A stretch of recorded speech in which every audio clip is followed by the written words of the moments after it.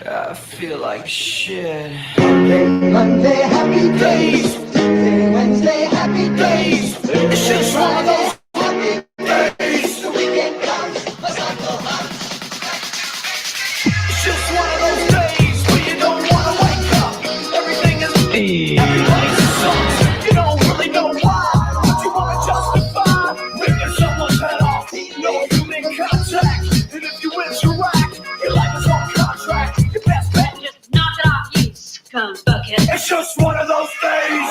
It's just one of Monday, those. happy days. It's just one of Tuesday, those. happy days. It's just one of those Happy days. The weekend comes. Let's not go out. Ready to make stand. It's just one of those days, feeling like a freight train. First one to complain, leaves with a bloodstain. Damn right, I'm a maniac. You better shoot, cause I'm fucking up your program. And you go stuck up, you just locked up. Next in line to get fucked up. Your best bet is to stay away, motherfucker. It's just, I'm losing my cool. it's all about Monday, happy days. It's just one of Tuesday, those, happy days. it's just one of those Happy days. The weekend comes. Let's not go out. Ready to make stand. These days. I feel like shit. My suggestion is distance. Right now I'm dangerous. Right now I'm dangerous. Something's happening to the farm. My day keeps going this way and this way. I'm gonna pop you one so you'll start playing games. Give me something free. Give me something free. I hope you know I got a chainsaw. A chainsaw. A motherfucking chainsaw. What? So come and get it. What we got here is a case of mistaken identity, you know? See, now this here, Not Robert.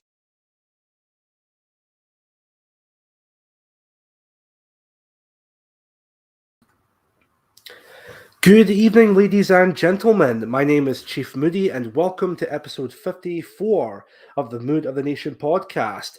Thank you all so much for tuning in to tonight's show, and I hope everyone is doing fine and dandy. This is the 6th of January, which I think that marks the first anniversary of the Capitol Hill riots that happened, or protests, if you want to call it that, in America. But that's something, of course, I'll not be discussing tonight. That could be something on a much later date. And I know that's been talked about to death by myself, by everyone else in the nationalist movement and whatnot, whether they're from Britain or in America. Might be something worth covering next time, but not this evening, because I do have some articles I really want to go over tonight. What to start off with? Well, as per usual, let me have a address to the members of the audience just now. I see a lot of familiar faces at the moment. We have English Sailor. How you doing? Thank you very much for watching the show. How you doing? Your outro for tonight's White Riot by The Clash Before They Went Woke. I don't think I'll be playing that song this evening. I might pick out another song, but we'll definitely see. We shall see. We also have Amanda Lee. How you doing, Amanda? Evening, Chief in chat. I am still at work. All these vaxxed people testing positive, but will be lurking and join in when I can. That's no worries, Amanda, if you're still listening or watching. Thank you very much for that. Speaking of which, I still sound a little bit groggy this evening, although I am feeling a little bit better after for the past few days. I've been feeling quite off because of, I guess, the coof, if you will.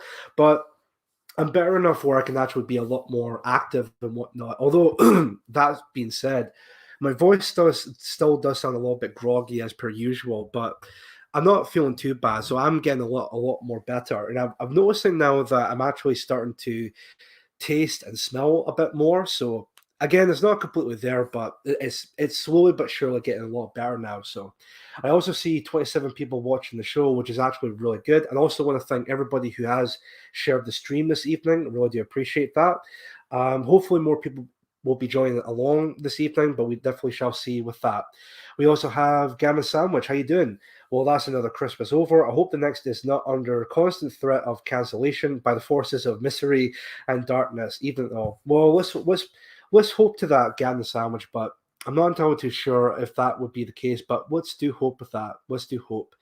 What Tyler 1381, how you doing? Thank you very much for watching the show. We also have English Rose. Hello, English Rose. Thank you very much for watching the show, and I appreciate you being here as per usual. We also have Rory Herbert. How you doing, sir? Thank you very much for watching the show. We have Streaky Bacon. Inshallah, infidels. Inshallah to you too, Streaky Bacon. Thank you very much for watching the show. Appreciate you being here, brother.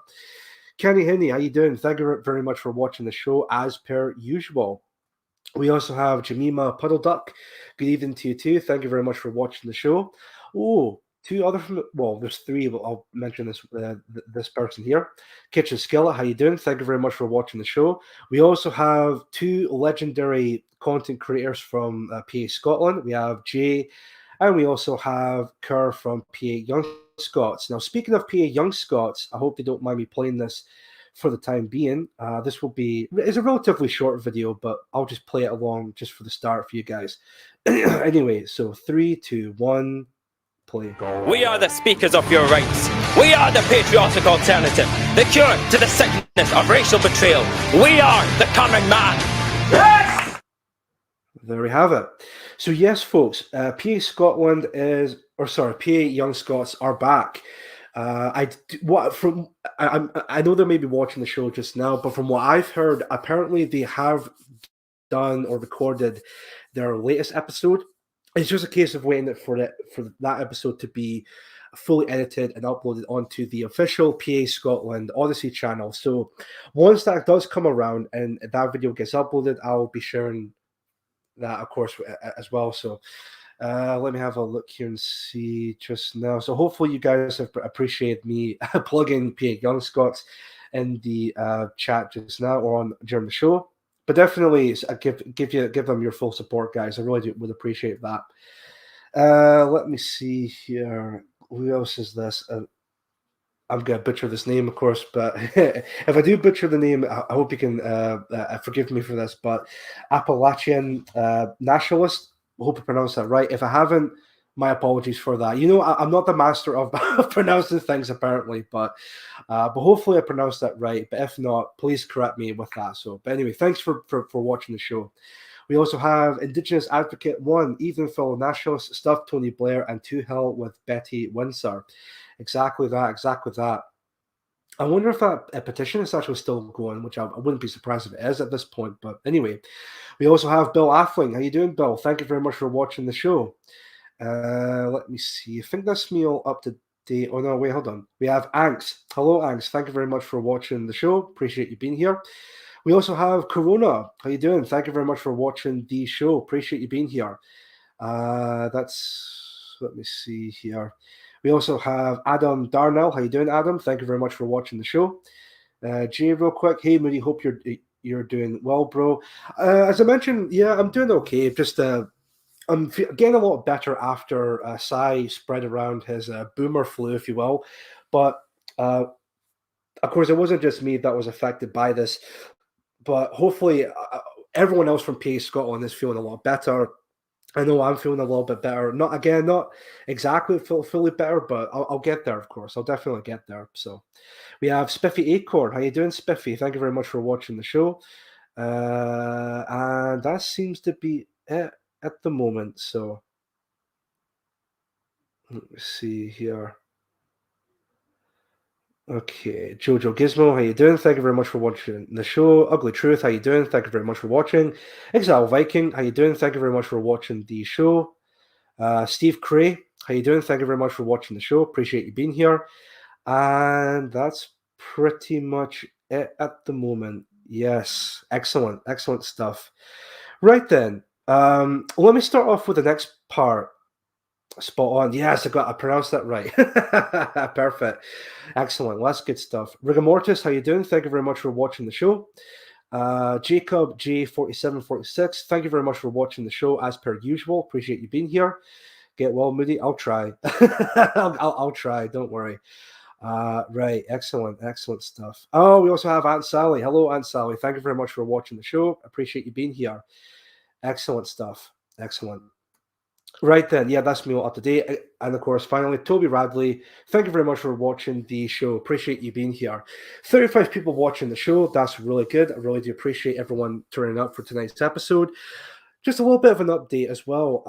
Now, I don't know for people who follow me on Telegram, I'm not entirely too sure if maybe you've seen this already, but I received an email from YouTube basically saying that congratulations, you're officially a YouTube partner now, which I have no idea how that actually managed to happen because I didn't actually think because of the type of content I would produce on a regular basis, especially with Mood of the Nation. I didn't think for a second I would be allowed to become a YouTube partner in terms of making money and whatnot on YouTube, whether it be regular videos or even just on the stream for that matter. But there we go, folks. That's me officially a YouTube partner. For how long? No idea, but it's cool to see that another dream of mine has fulfilled, where I became a YouTube partner and possibly start making money doing this kind of thing, which is actually something, as I've expressed before, I really want to do for this year and years to come, where I want to do content creating and also activism full time. So I think in order for that to happen, in terms of me making money doing this, both activism and content creating, I think it would be the help of you guys also doing that as well, which it would be really appreciative. And speaking of which, I know I've expressed before that if you want to support my work, financially speaking, on PayPal and or Coffee, if you want, because now that I'm officially a YouTube partner, I believe the super chats are enabled. So that means if you want to send in a super chat, whether it be asking me a question through super chat, again, that is if you want to, or even if it's just a case of you want to send in a super chat and just leave a comment, you're very welcome to do so. That would be much appreciative with that. So but yeah, the option is there now. So if you're in the mood to send me a super chat, you could definitely do so if you really want to. So, but the option is there now, so which is really cool. Anyway, I'll move on from that. And I think I've just seen another familiar face. Abby Wood. Hello, everyone. Hope you're having a good new year. Thank you very much, Abby. I think I've just recently started watching some of your content recently. I know I've seen you in other streams before with Laura and everyone else from our side, but appreciate you being here. Thank you very much for watching the show. And hopefully in the next future, I can maybe have you on as a guest for a future episode. And I believe your pseudonym online, if I remember correctly, is the... What was it again? Sorry, folks, this is going to annoy me now. I think it's the Anglo-Saxon teacher, if I'm not mistaken. Hold on.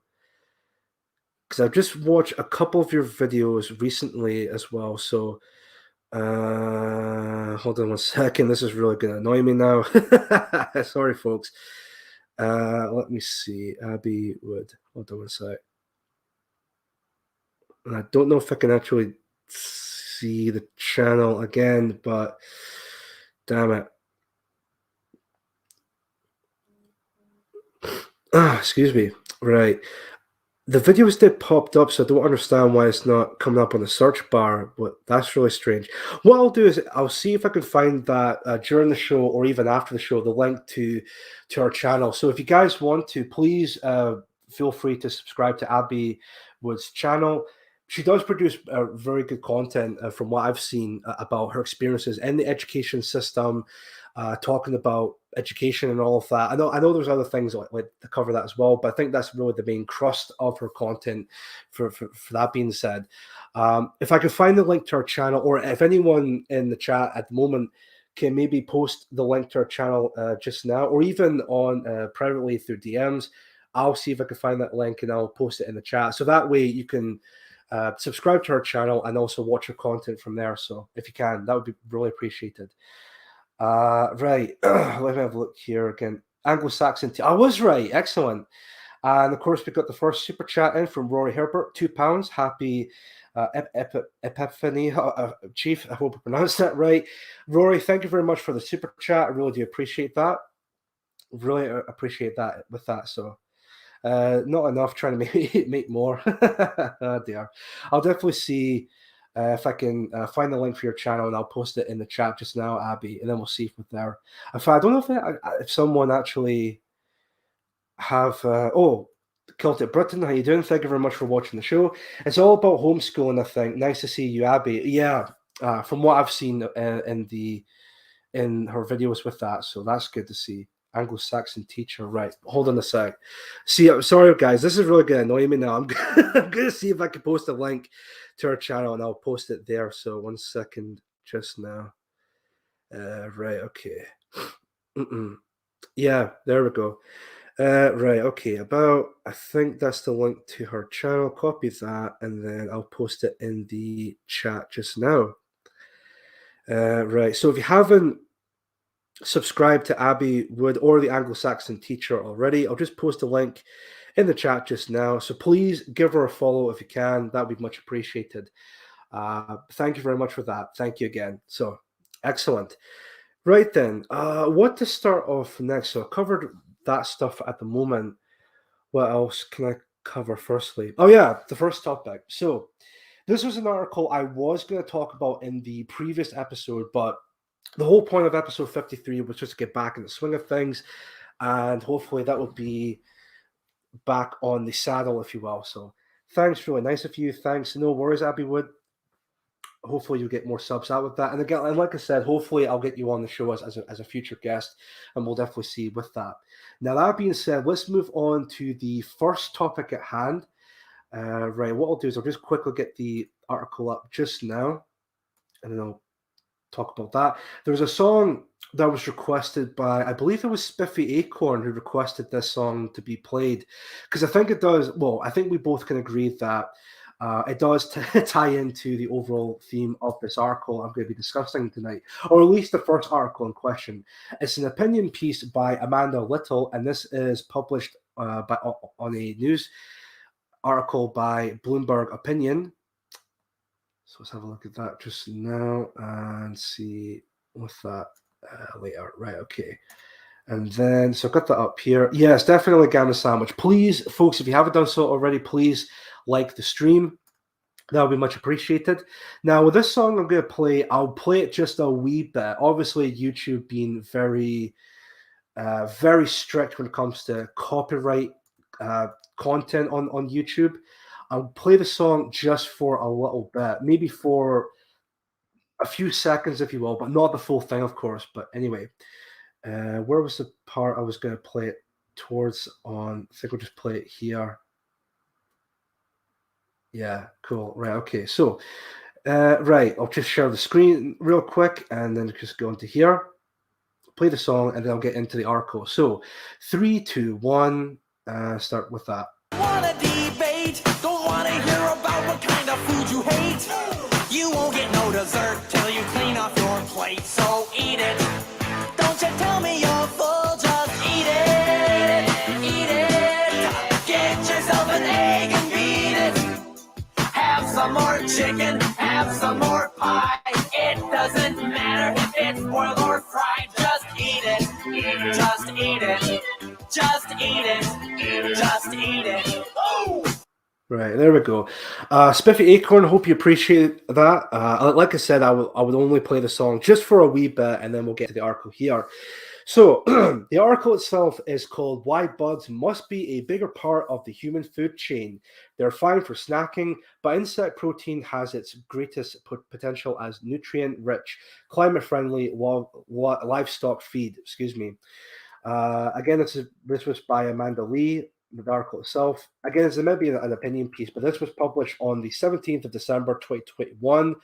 I don't know if that's too much of a coincidence that obviously before this article came out, we were just getting into the new year, and there's possibly talks about the rise of pricing when it comes to red meat, if I'm not mistaken.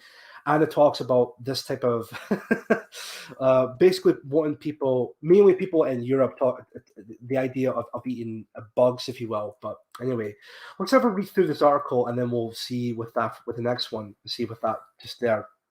Anyway, the European Union's landmark decision last week to approve insects for human consumption was a victory for grubs and maggots and people the world over.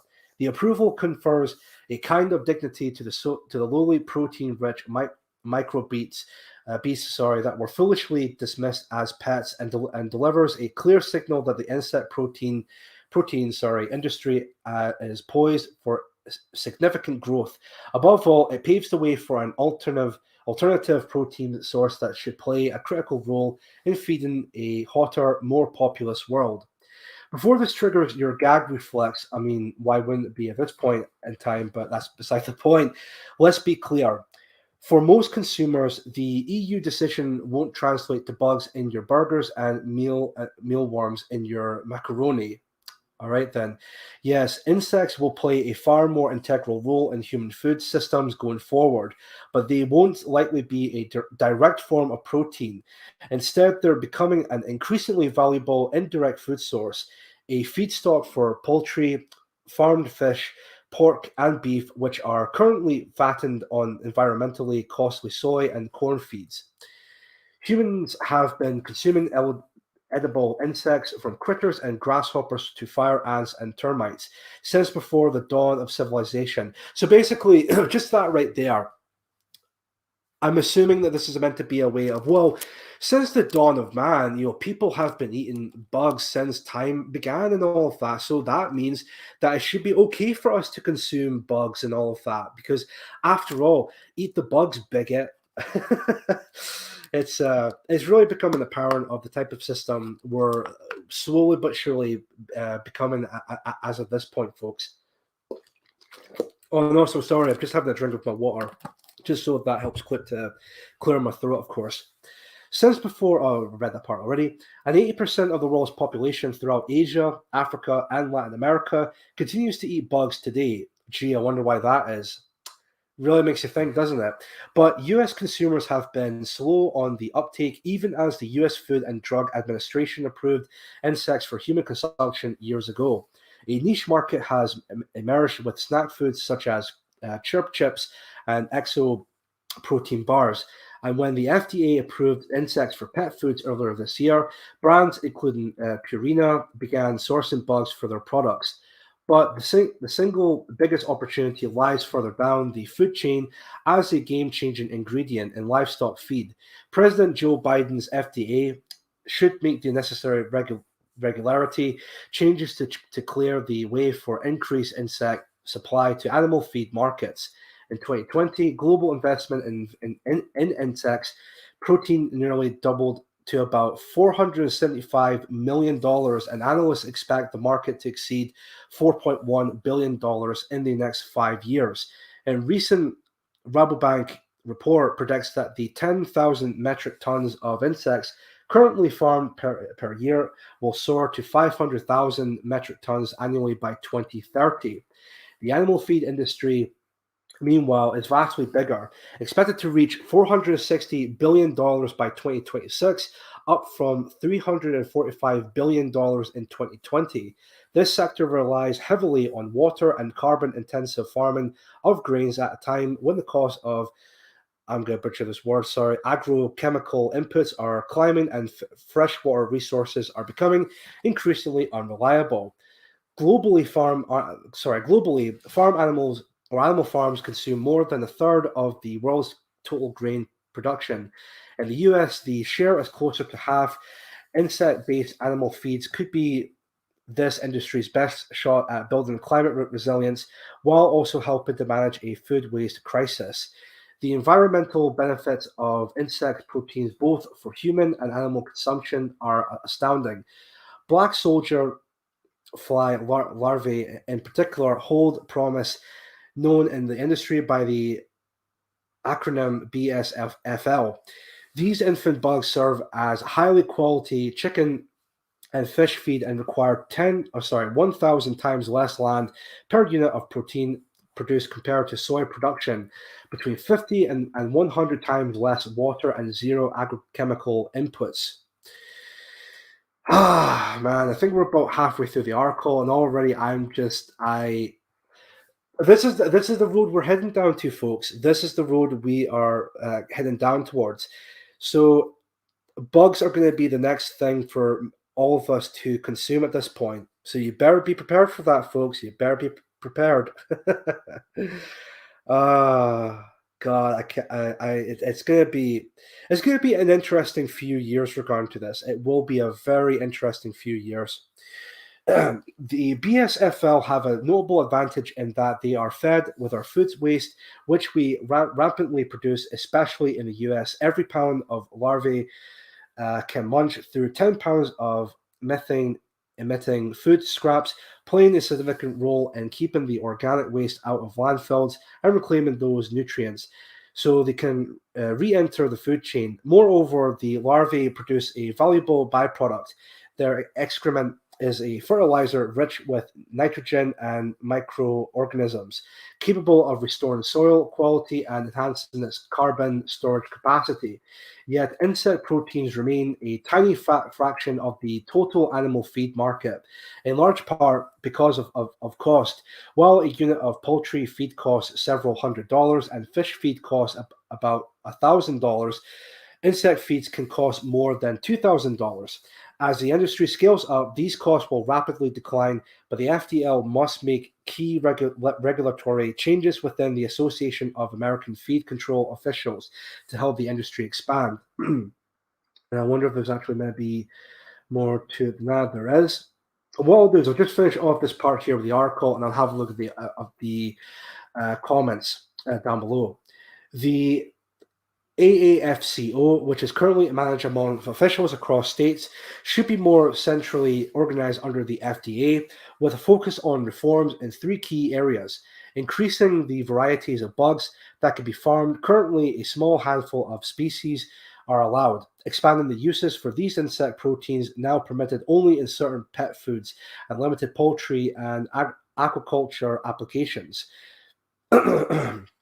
And most notably, broadening the allowable feedstocks to raise these insects, which can currently only be fed pre-consumer food waste, enabling insect farmers to utilize post-consumer food waste, of which Americans produce about 130 billion pounds a year, would superchange growth. There is no question that insect proteins can shift our food system. Sorry,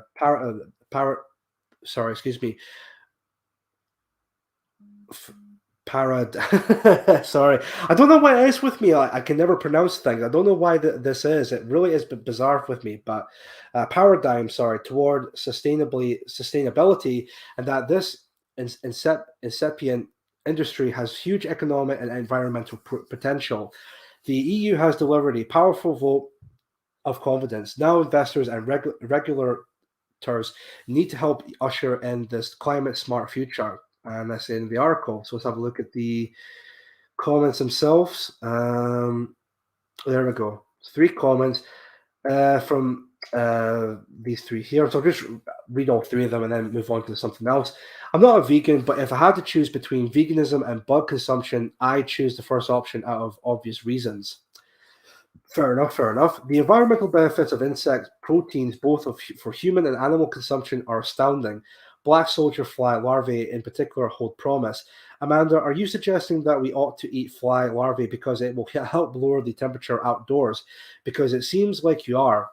It definitely does come off like that, to be quite honest. But anyway, I'm not eating bugs. I don't care what the consequences of that decision might be. I'm not eating bugs. I'm not living in a pod. I'm not buying an electric car. My carbon footprint, whatever they may be, is in what is it compared to my betters? Is infinitesimal. I've never heard of that word before. To my betters, but yeah. Anyway, sorry about that, folks. So that's the end of that article right there.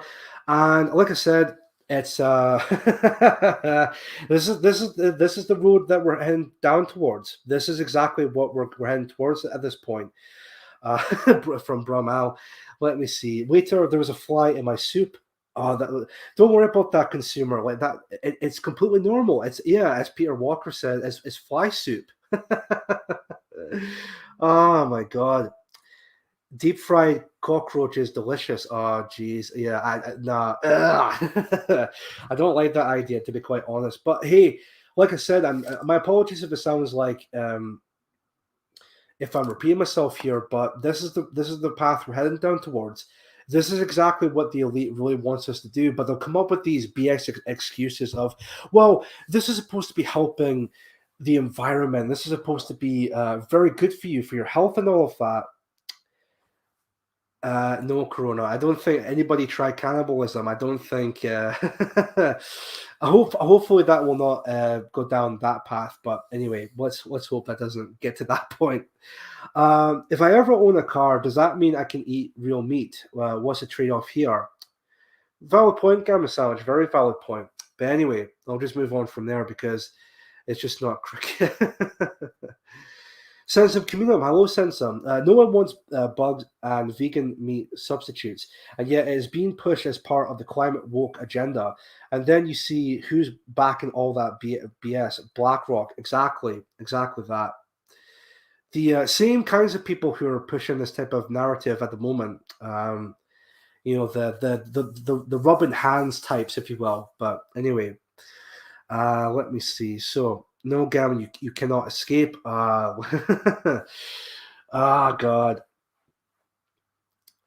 It's going to be a very interesting times ahead. Very interesting times. What's the next topic to talk about? That's right. Yeah. Now, this was something that came to my attention by Rory Herbert, if I'm not mistaken. Oh, Homotalk. Hello, Homotalk. How you doing? Thank you very much for watching the show. And there's Ian Moore. All those old movies about people eating bugs and dead bodies, it's coming true. Yeah. I wish it wasn't the case, but it definitely sounds like it's slowly but surely coming true. And I think we can thank the very people who are pushing this type of thing down our throats, small hat types. Anyway, I just want to have a double check and see if it was Rory Herbert that brought this to my attention. Yes, it was Rory Herbert. So Rory Herbert, thank you very much for pointing this out to me. This was something that I've not heard about up until today, just before the show went live. But we all remember what happened, not last year, but back in 2020, around about June of 2020. This was at the height of the George Floyd riots that happened. And of course, BLM were all over it, of course. And then, of course, down in Bristol, there was the Edward Colston statue that was toppled over. For the people who have toppled down that statue, those people are the definition of traitors. But yesterday, there was news that came out. In fact, the news came out today, but the verdict happened yesterday from what I've read. But basically, the people who have toppled down the statue, they were acquitted. And I'll just get on to that article right here from bustle.com. And then we'll discuss there. There's also a couple of videos I want to have a look into with that as well that do cover that subject matter as well.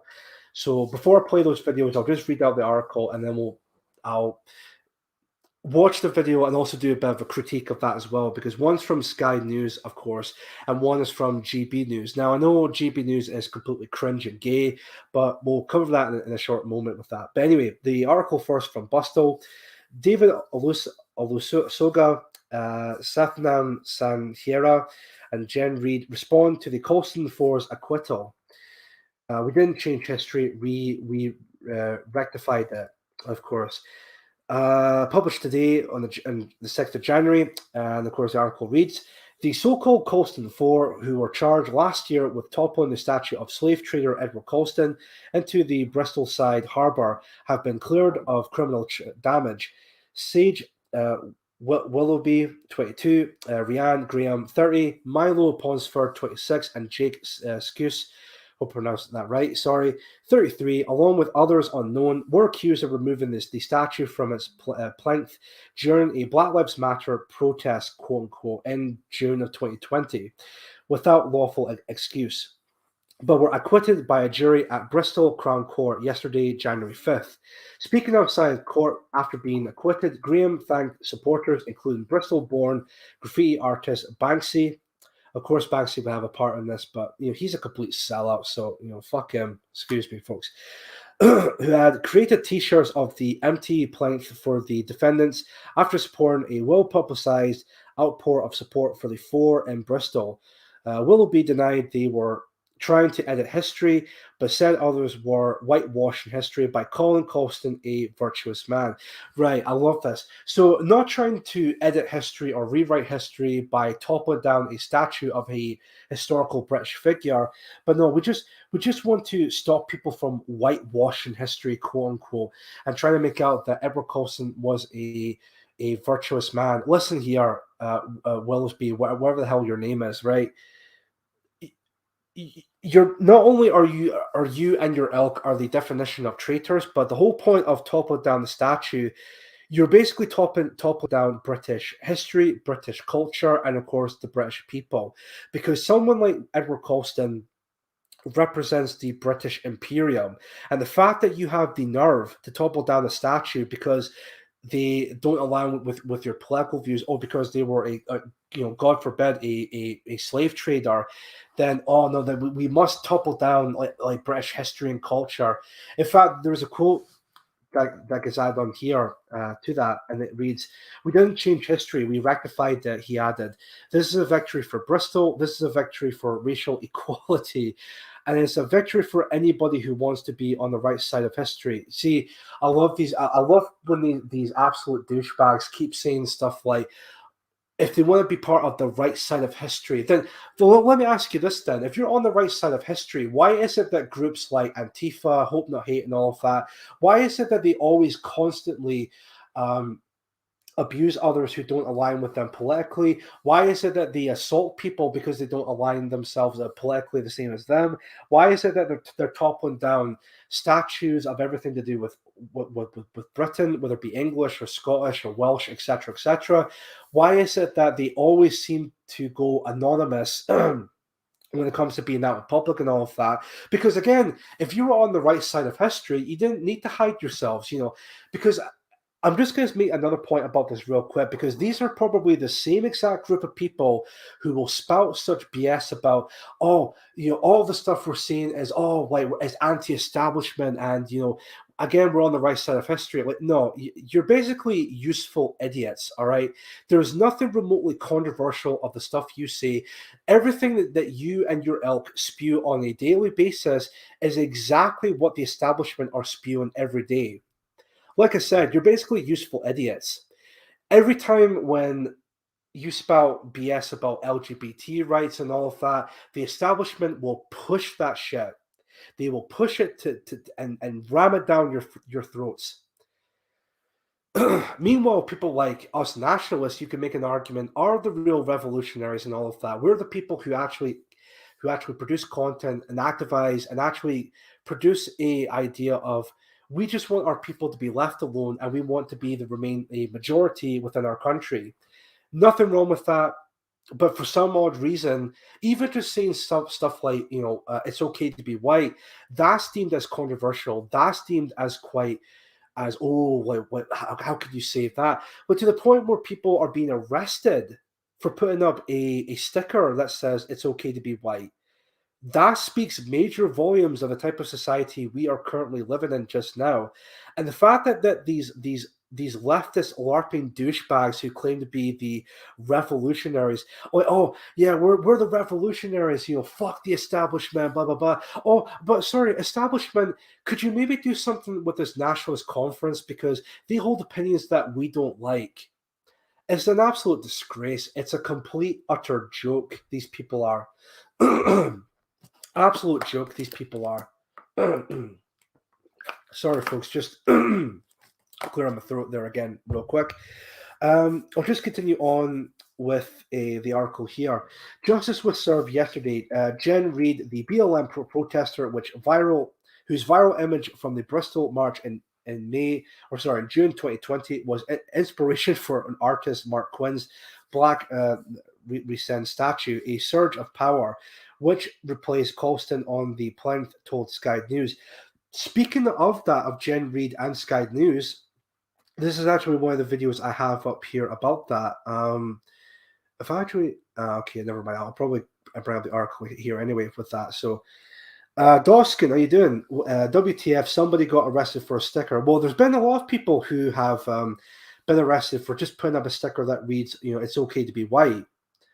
Something that is like, Toby, I agree. It's better than okay, yeah. But apparently that seemed to be a very big no-no. Like, oh no, I can't believe that you would say such a thing. How dare you? It's okay to be black. It's okay to be Asian. But as soon as you say it's okay to be white, all of a sudden people just lose their fucking minds. Apparently, but let me just get on to the Sky News interview with Jen Reid. And this one is just, I've watched this before the show started, and this is quite, this is something, folks, but let me just get onto the page right here just now. Right, I'll just pause it real quick. Now, I think Justice was. Hold on. Now, the video itself is almost 6 minutes long. Well, 5 minutes and 47 seconds to be exact. So we'll watch the full thing. We'll cover, if I also give a dislike, of course, because why not? Right, okay. Let's have a look at this video. Widescreen that, and then here we go. 3, 2, if I just check the settings real quick. Maybe a bit clearer than that. Yeah, that should be all right for that, just for the connection. Right, anyway, here we go. So 3, 2, 1. I think justice was done yesterday, and there was only one conclusion. I think that could be reached after hearing the evidence given, and especially from David Olusoga as well. Very joyous, obviously. Do you believe that it should have gone to court in the first place? Because from what you're suggesting, you believe that they were absolutely correct in what they did. I just think it was a waste of the taxpayers' money. There were 10,000 people marched that day, and as obviously what we can see from video footage, there were many people who took part in toppling Colston that day. So to point out 4 people for them to stand trial for 10,000 people, it should never have happened. You know what else that should never have happened? I got a great idea. You know what else that should never have happened? People like yourself, scumbags like yourself, you're toppling down statues, vandalizing people's personal properties, burning down buildings and all that. And I know that stuff that happened in America, but it's part of Black Lives Matter. It's the same organization at the end of the day. Having a huge amount of property damage and ruining people's lives just because you're trying to set a standard of erasing white history, white culture, and of course, more specifically in this case, white people. And it's disgusting. It really is utterly disgusting with the sheer nerve of these people. You know what? Honestly, this whole thing of these 4 people, these 4 scumbags, being acquitted of this case. You know what that says at this point? That basically tells people, hey, if you wanted to vandalize people's public property or anything like that because they may hold opinions that you do not like, then don't worry, it's okay. You'll be set free. You will not be charged. You will not be sent to prison or anything like that at all because of vandalism. No, it's completely fine for you to do that. It's totally okay for you to do that. Meanwhile, if it's maybe the other side, again, not that we would ever do anything like that, right? Or in that case, but I'm just trying to make a point here. If anyone who were to do that on our side, which is, as I said, something that we would never condone or anything like that whatsoever, but if that were to happen, then those people will be prosecuted for it. They'd be thrown in prison for it. And I wonder if maybe it's because they hold a certain political leaning towards that. But like I said, not that anyone from our side, any nationalist would commit any vandalism or anything like that at all. I'm just trying to make a point about that in this case here. So what I'll do is I'll just continue on with the video in this case just now. So 3, 2, 1. And justice was served yesterday, and they are not guilty, which is great news. We would be potentially talking about a very different case had somebody been injured while that statue was toppled. Thankfully, nobody was. But if that were the case, would you still say that their actions were correct? I think that's by the by, and it's just totally pointless question to ask. Nobody was hurt. What happened. Everybody was safe. The only person or the object that was destroyed that day was Edward Colston, who was thrown into the river, where he had thrown thousands of enslaved people into the river. So, I'm not going to go down that road of a health and safety point of view. You know what? I'm going to bring up one question when it comes to the slave trade back in those times. So we always get told about how slavery. Never mind the fact that slavery, which is horrible. Don't get me wrong. This has been going on since the dawn of man, right? But they always act like as if slavery was first invented by white people, and this happened around about the 16th or 17th, maybe 18th century, that type of time frame, right? But I have one specific question, and this may be a bit of a spicy question to ask, but who owned the slave ships? I really want to know who owned the slave ships, because I'll give you guys a bit of a hint there, right? It was not white people who owned them.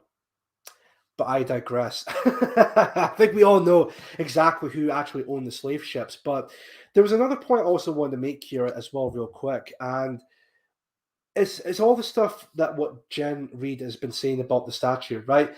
Now, folks, it might be a bit of a point to make here, but let's give her the benefit of the doubt, right? Let's give her this point here that, Edward Colston was a racist slave trader, and his statue should be toppled down because his statue represents slavery against the black people and all of that, right? Okay, that's completely fair enough with that, right? My point I want to make here is, if you want to topple down those types of statues, let's topple down any other statue for that matter. Let's topple down I don't know if there's maybe a Nelson Mandela statue in Britain, but if there is, let's topple that down, shall we? Because he was a communist douchebag. But anyway, let's topple down I know that in London there's the Karl Marx statue. Let's topple that down. I'm not entirely too sure if there was a Gandhi statue in Britain, of course, especially in London, but if there is, we should probably topple that down. Oh, wait a minute, sorry. How silly of me. You will never see that. And I wonder why that is. Well, of course, we all know why exactly that is, because those people are those historical figures, for that matter, are non-white. You're starting to connect the dots here, people. You see, as long as we topple down statues like Edward Colston, I know this has not been happening already, but I wouldn't be surprised if statues like Robert the Bruce statue, I know it was defaced during this whole time frame that was going on, because with the statue of Robert the Bruce, there was like BLM spray painted on the statue, and I believe that they spray painted, slave trader with Robert the Bruce and all that. Of course, no surprise there coming from Black Lives Matter and all of that, but again, that really speaks major volumes regarding to that. It really speaks major volumes. The reason why statues like Edward Colston and all these other statues are being, even, I know we're not a fan of this historical figure, but Winston Churchill, the reason why those are being toppled down or defaced or anything like that at all is because they represent the British Imperium.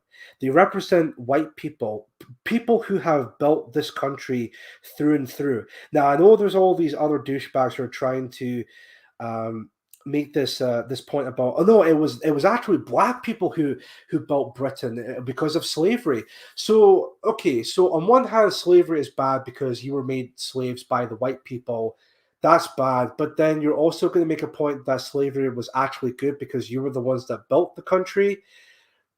That doesn't make a lick of sense, but okay. Another point to make about that is, okay, if you black people were these great architects of Britain, you've built everything from the ground up and all of that, right? Let me ask you this then: why is it that you can never do the same thing in the continent of Africa?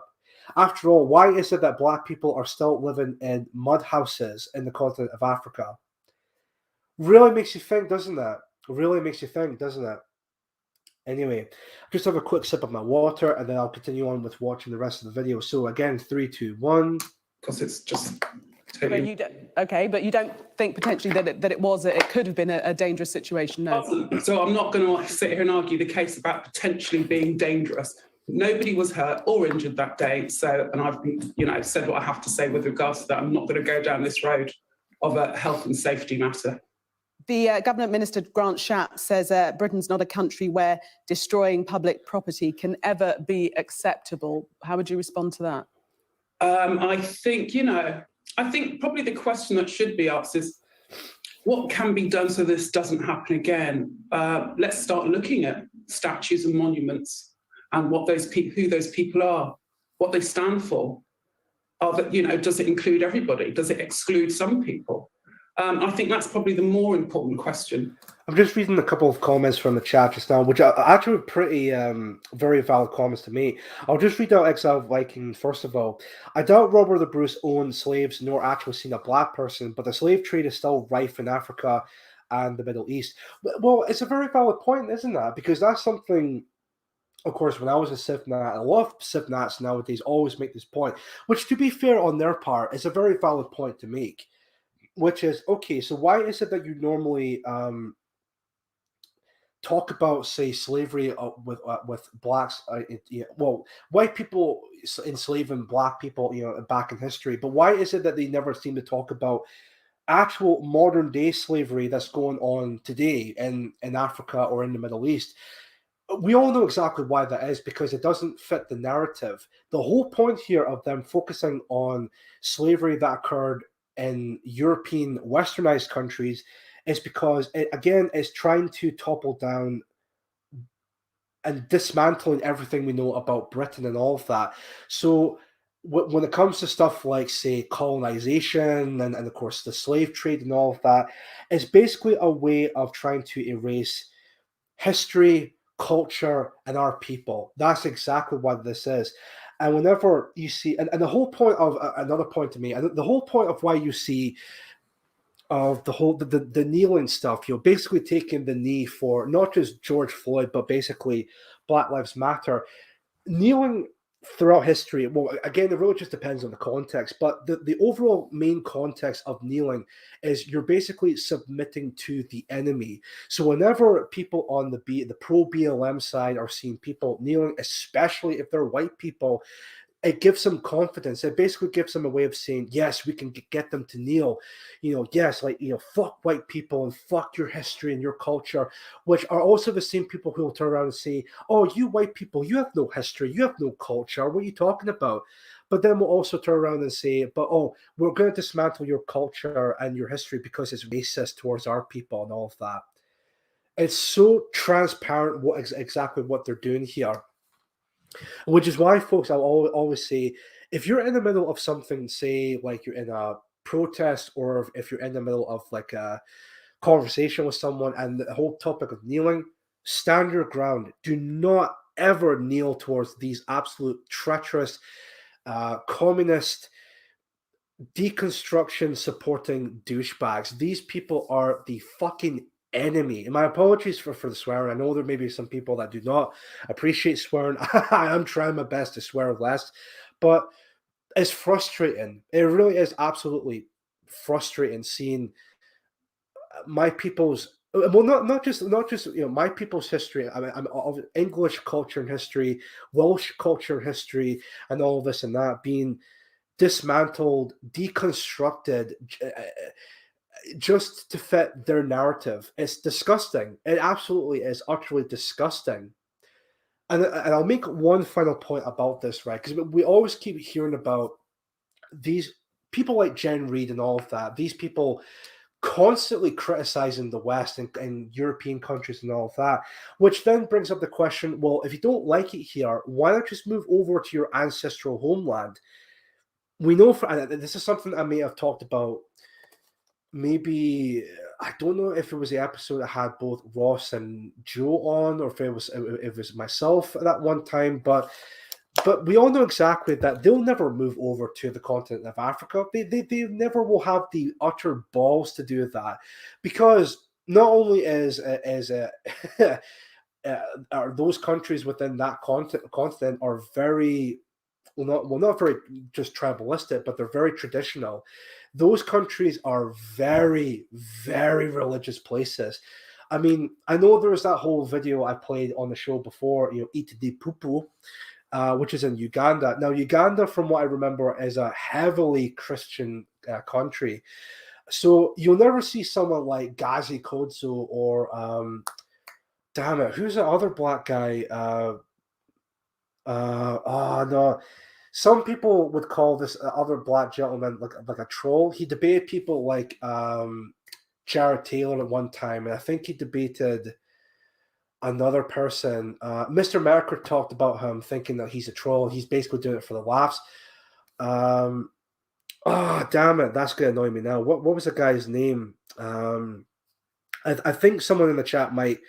No, it's not Sean King, Kerr. It's not Sean King. Although he would be another example of that. Someone who's like biracial and all of that, half white, half black, but would definitely see himself more as a black person for obvious reasons. Yes, Kurt, Tariq Nasheed, that's the gentleman's name. Yes, Tariq Nasheed. Now, to be fair with Tariq Nasheed, I'm not entirely too sure if he everything he talks about is legitimate or if he's trolling, but if he is being serious, then well, I don't know. But anyway, but so yeah, I'll just continue on with watching the rest of the video, and then I know I said this before. I'll try and finish this off, and then we'll move on to the next video, because the next video is somewhat pretty interesting. It's the one from GB News, but anyway, we'll just continue from there. That people should ask themselves, rather than, you know, does this give people a right to do this? How about people thinking to themselves what drove these people to do what they did, and then addressing that, rather than this divisive narrative that I've heard over the last 2 days. You know, let's people start coming together and ask why people felt that they had to take matters into their own hands and do what they did. And why do you think that is? That people had to take matters into their own hands? You know, it's, as we all know, there was a petition for years asking for Colston to be removed. It fell on deaf ears. And people took matters into their own hands. But what we can't do is forget why 10,000 people marched in Bristol that day.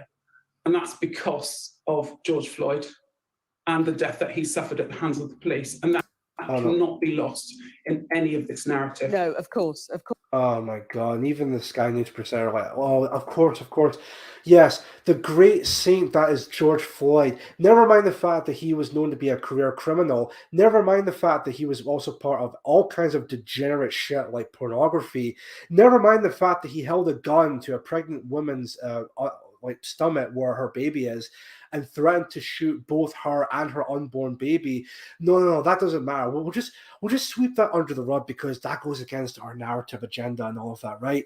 No, what is important is that he's a saint and he was killed by the police and all of that. Look, I'll make a point here real quick here, folks, right, when it comes to, you know, to black people and all of that. Now, I know I've criticized black people in the past and all this and that, but you know what? I think when it comes to black people, and this is not, I'm not making, I'm not cucking or anything like that at all. I'm just want to make a point about this real quick, about frustrations within the black community, right? Here's the thing with this, right? I can see there's some legitimacy of some form of frustration within the black community. In fact, I believe on the PA Talk with Cyborg and Charlie Big Potatoes had that one black gentleman on. I think his name was Cyrus when they had him on at one point. And they were talking about frustrations within both the black community and also the white community, that I think is something like that, right? Where I think there are some points being made about black people being frustrated about the current system and all of that. And I can see where they're coming from with that, because I think there's some similarities between their community and our community. Look, our community there's clearly an anti-white agenda being pushed upon us, right? And there's, with the black community, they see it as this whole systematic racism within their community. Now, I don't believe there's such a thing as systematic racism going on. I think there is some form of hatred towards our people and of course, white Europeans. But I think their anger and their when it comes to black people, I'm saying this part here, when it comes to their frustration and their anger, I think it's towards the wrong group of people. It shouldn't be directed towards us, right? After all, I think there is another group of people who do push not only just the anti-white agenda, but I think there's also a similar group of people, or the same group of people, that are pushing this systematic racism, critical race theory in our education systems and all of that. And I think we can all guess which group of people who are pushing that towards. I think we can all agree is that the group of people. But anyway, I'll just continue on from there. Of course, but we know that the statue of Edward Colston has been a contentious statue, as you say, rightly, for many years. Why do you think it is that Bristol Council wasn't able to take into account the wishes of many people to see that statue removed?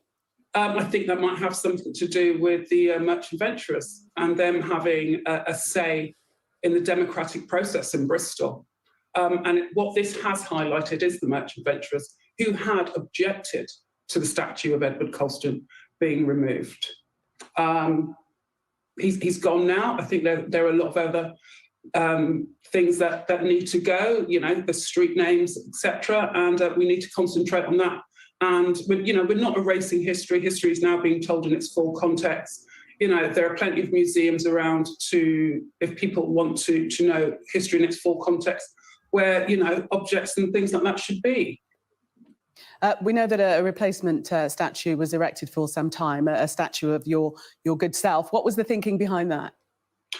Well, I think it was just to commemorate the day of the 10,000 people who marched in Bristol. I took to that plinth and raised my fist in a Black Power salute. I dressed as a Black Panther because, as far as I was concerned, not much has changed. Black people are still being killed at the hands of the police. It stood for 24 hours. It served its purpose. I think the fact that it was there for 24 hours had a bigger effect, it being taken down, because what it did is it gathered more conversation, and conversations kept on happening, and they still are. And here we are now. We're still having those conversations. If I'll just finish it off, and then I'll make another point about this real quick. Just very quickly, we're running out of time. I just wonder if you might have a suggestion as to who you would like to see on the plinth permanently. I have no suggestion as to who should be on that plinth. What I do know is that the Bristol City Council need to do something to commemorate the enslaved, and whether that's somebody on the plinth or something bigger than that, that's what needs to be addressed. Apparently there's a history commission that's been put in place by the Mayor Marvin Rees, and let's just hope they stick to their word and more action and less talking. Otherwise, if they don't do what someone like Jen Reid tells them to do, then there's going to be a lot more riots, of course, that will happen. Fucking scumbag. Sorry for my swearing again, but I can't stand these groups of people. So I don't know who said it in the chat, but someone did make a point about that. They basically are erasing our history. It is our history. It's our culture. And if you don't like it, go back to your own ancestral homeland. It's that fucking simple. I am sick to death of people like like Jen Reid, BLM and all of that, who always constantly bitch and complain about, oh, there's too many white people in history. There's too many white people with these cultures and whatnot. It's our history. It's our culture. If you don't like it, then do us all a favor. Fuck off. I mean, honestly, folks, you'll never ever see someone like our people, like a white European, moving over to like a non-white country and going over to their country as a politician and say, you know what? Why is there so many Japanese history? Why is there so many Nigerian or Indian culture that's just thrown in my face? We should have a bit of European culture thrown into it, because I'm white and I say so. Do you think people would take that seriously? Absolutely not. They would be laughed out of the parliament and probably get kicked back to their own country. You'll never ever see that in any non-white country. But for some, well, we all know exactly why. But the reason, as I said before, why they're doing this is just because of white erasure. They're basically doing everything they can to erase us as humanly possible. After all, I don't know who said it. I think it was on I keep mentioning, actually, I'm not going to mention this person's name. Is another content creator who made a point about, well, if white people were go to extinct one day, like all white people in existence were gone, like no more white people and all of that, right? They made a point about how these people, and that's a meme that keeps getting brought up again on the show, these people will still bitch and complain about how racism is still apparent. No, that's not fucking true whatsoever. I would make an argument where if white people were to be erased, again, if saved no more white people, then people like Jen Reid, BLM, and all of these types of people who are part of the anti-white agenda will be the same people who will celebrate and say, yes, this is the end of white people, this is the end of racism, etc., etc. Because that's basically what it is ultimately at the end of the day. Racism is basically anti-white. If you're pro-white, then you're a racist, apparently. You're pro-white, apparently. Anyway, so I'll just move on to the other video in question. I'll just get back onto here real quick. Well, Martin, hello, how you doing? I'm sick of it. It's all anti-white and very racist. Well, I don't know if I want to go as far as say like it's very racist because, as I said, racism or racism is basically like our anti-white essentially in this case. But anyway, the countryside is yeah, exactly, Spiffy Acre, exactly. Racism is justification for genocide. Yeah, exactly. That's basically what it is at the end of the day. 1 second here. I do think they will still blame their lack of development on historical racism, to be honest. Yeah, I could see that. I mean, I can maybe kind of see that, but I don't know. I'm still on the line. I'm still on the fence of if white people were to be gone, extinct, no more, like no longer existing, right? I still would agree to the idea that these non-whites would think racism is over and all of that. But no, that's a very valid point to make in regards to that in this case. So, and Sally, real quick. This is all happening because our leaders want it to happen. They want to upset and demoralize us. Don't let them. Ignore the stuff about the statues. It's a stupid statue, not worth getting upset. Fair point. Fair point. Although, I mean, a point to make about the statues, they do represent, our people and our history and our culture. But I can understand that part being made outside regarding to that. So, but at the same time, I think it is important that these statues do not get toppled over or anything like that at all. I do think it's important that they do still keep being up on their planks and whatnot. So these protests are just an excuse for cunty people to act like cunts. Wow. Yeah, I could see that, but I can also make a point about how they're basically part of the overall agenda of what the establishment are trying to try and get rid of in this case. But anyway, Will Martin again. Why are the obsessed with our history? None of us was alive back then. Again, it's all because these statues are all part of the British Imperium. See, these non-whites, they do not give, especially the blacks, they don't care if you were not around back then because you are white, because your ancestors were white and they did this. Then you're part of the problem, essentially. You're part of the problem, and that's why we need to have a justification of erasing white history and white culture, and of course, white people. Indigenous advocate Mark Collett says it won't come to racial conflict in these islands. Maybe he's being diplomatic, but it's the one thing I disagree with him over. Racial warfare is inevitable. I don't know about that. I don't know. I hope it doesn't come to that. I really do hope it doesn't come to that. But the way things are heading, the way racial tensions are an all-time high at this point, I wouldn't be surprised if that were to come to happen. Again, not that I would want that to happen. I definitely do not want that to happen. But at the same time, I wouldn't be surprised if that were to happen at some point. So. Yeah, exactly, John. Not allowed. Sorry, excuse me. Not allowed to be proud of your history, but you must be guilty for slavery and colonization. Exactly that. That's basically what it is in a nutshell. Black history equals whites gave them everything. Yes, exactly that.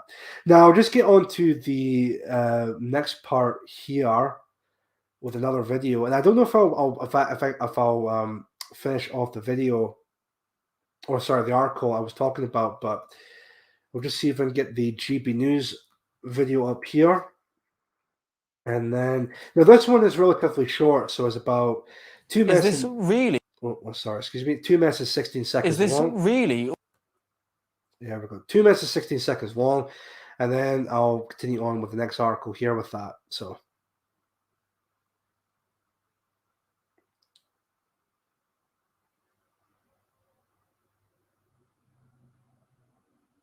Let's see here. Right, here we go with this video right here. So GB News 3, 2, 1. Is this really almost giving a bit of permission to people who think that they're in the right to attack public property?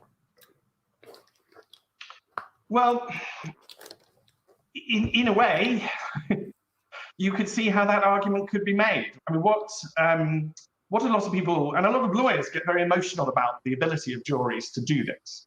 And it's fair to say it's been in our system for a very long time. It's one of those things that probably goes all the way back to Magna Carta, but nobody ever really knows about Magna Carta. It's very old, and juries have always been able to do this. That's fair to say.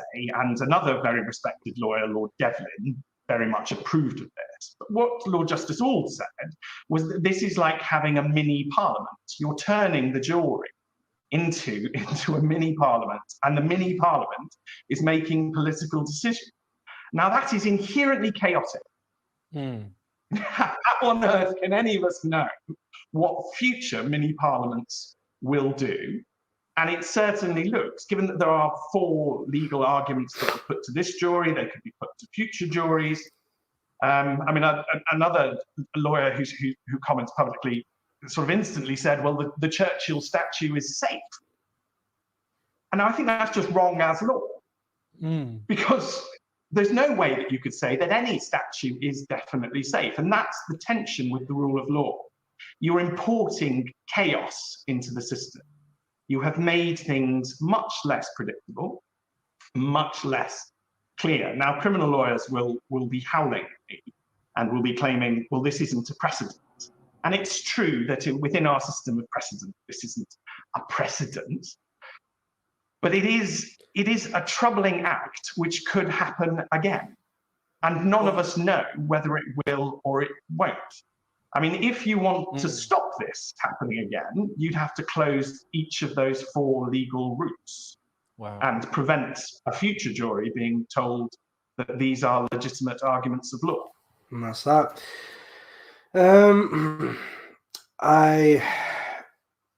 It's an interesting video with that. Really interesting that. But I think this definitely opens the door for many people to actually not just topple down other statues, but to deface them, and then because that way they'll not be prosecuted for it. Completely disgusting, but it basically says, yeah, you could basically do this if you don't like this historical figure because they don't fall in line with your political views. Then it's okay to vandalize it. Completely fine to do so. Absolutely disgusting. Absolutely disgusting. But it was legitimate criminal damage. Well, it definitely was. Yeah, it was definitely legitimate criminal damage. But but again, this whole idea that those 4 were acquitted, that speaks many volumes that people can basically do whatever the hell they want if they want to topple down or vandalize any property, any statues or anything like that at all. Then this basically says it's okay for them to do that. It's completely fine for them to do that.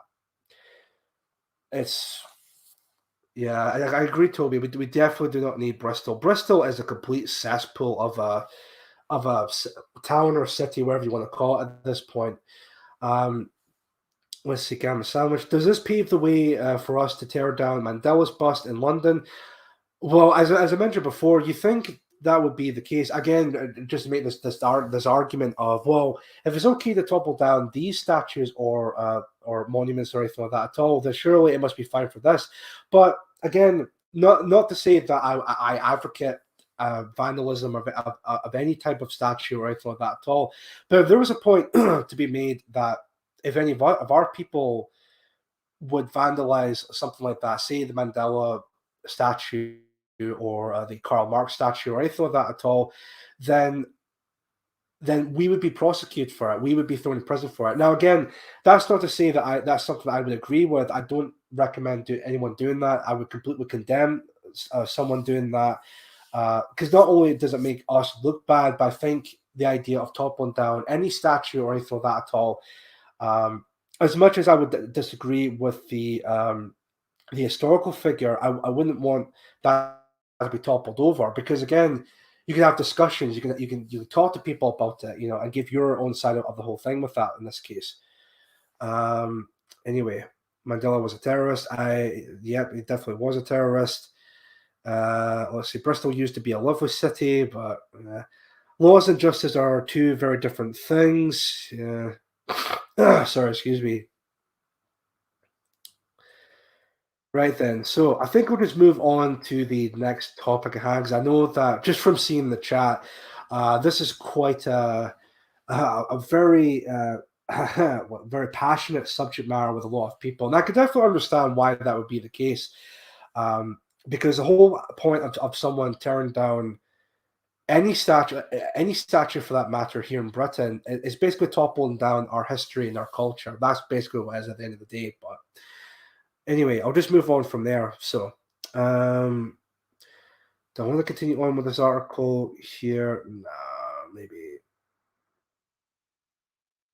No, because everything that was mentioned in those two videos, I think they're also mentioned in those articles here. So, nah, I'll just definitely move on from there. So, I'll briefly touch upon COVID, because there was something that came to my attention from Pace Scotland, or at least in some of the group chats.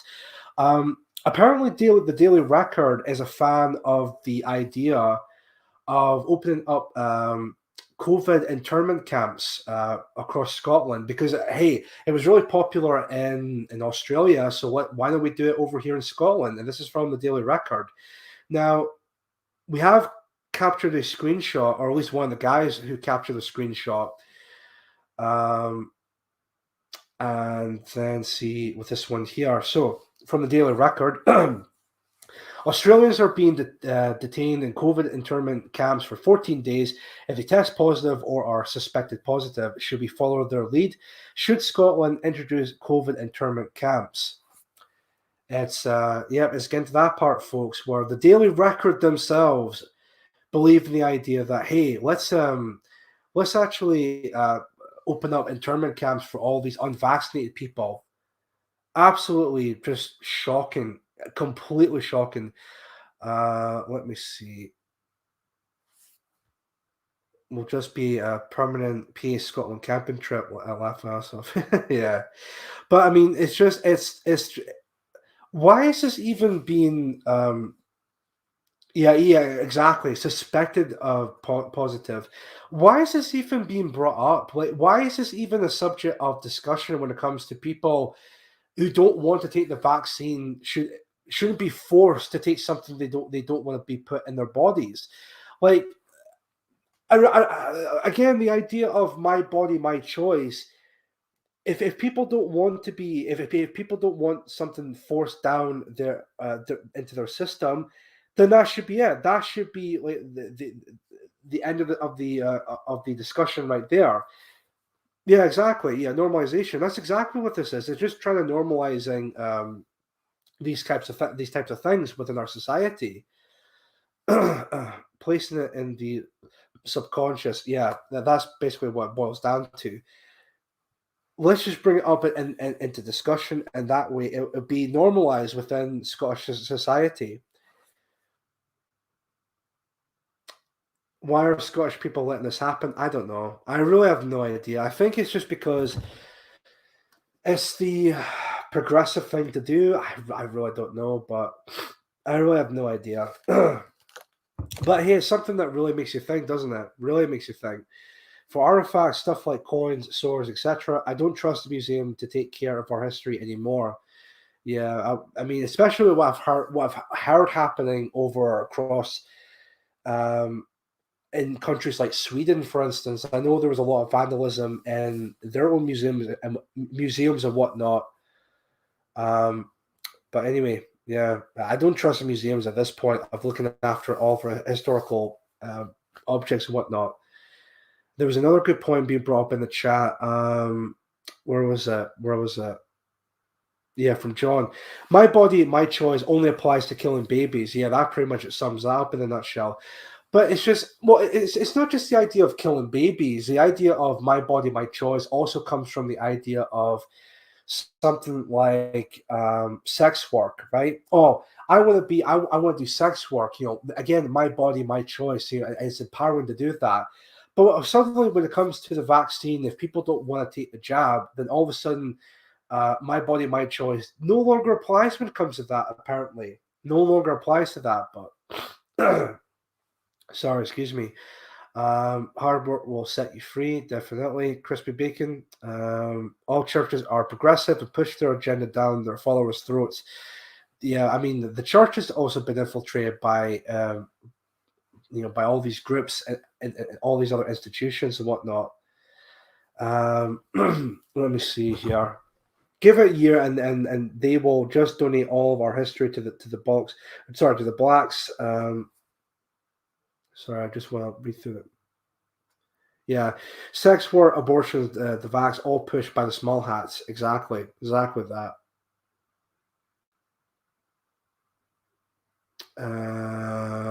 Let me see. Yeah, give it a year, and they'll just donate all our history to the blacks to erase their to ease their suffering. Exactly. Utter clown world we're living in just now.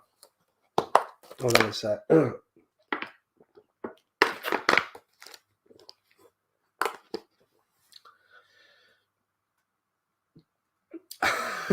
Indigenous advocate.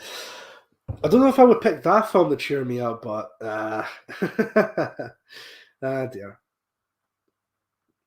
Let me see here.